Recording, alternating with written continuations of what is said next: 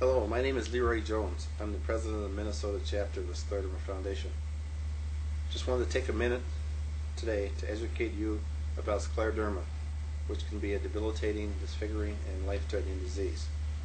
This disease affects approximately 6,000 people in Minnesota alone and 600,000 people nationwide.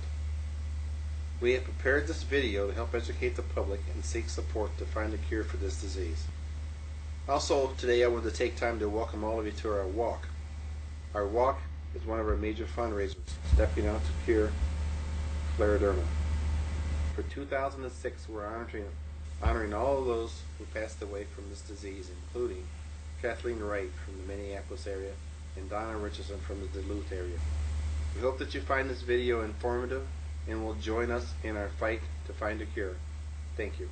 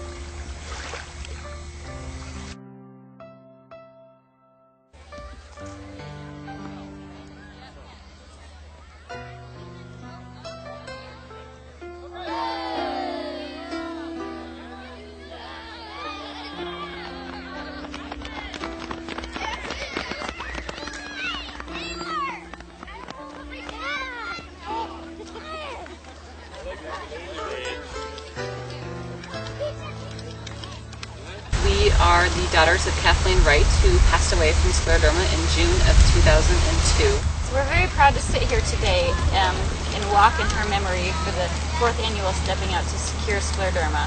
And we're proud to live in her memory all of the pioneering moves that she's made in this community and in scleroderma as a national effort.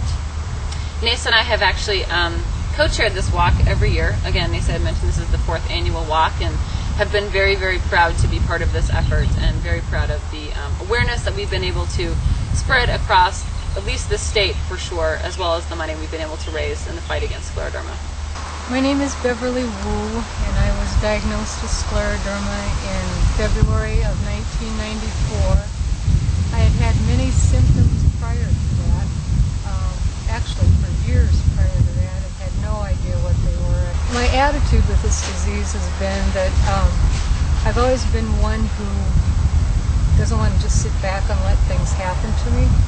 And so I knew Kathleen Wright, who this walk was in memory of, and she and I had lots of ideas that we wanted to work on.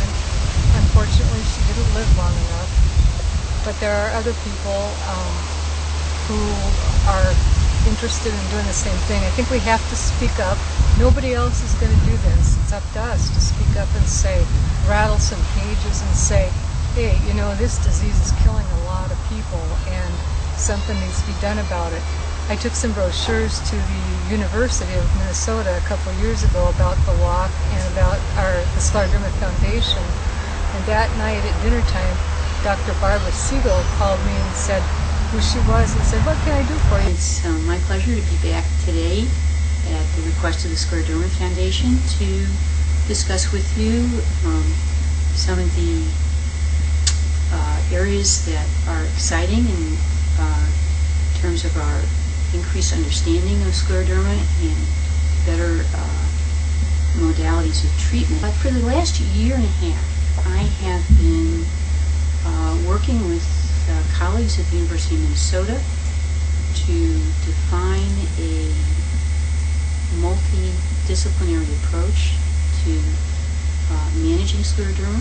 We have a very fine team of clinicians, including rheumatologists, cardiologists, pulmonologists, gastroenterologists, skin doctors, dermatologists, and eye doctors who work together in evaluating patients.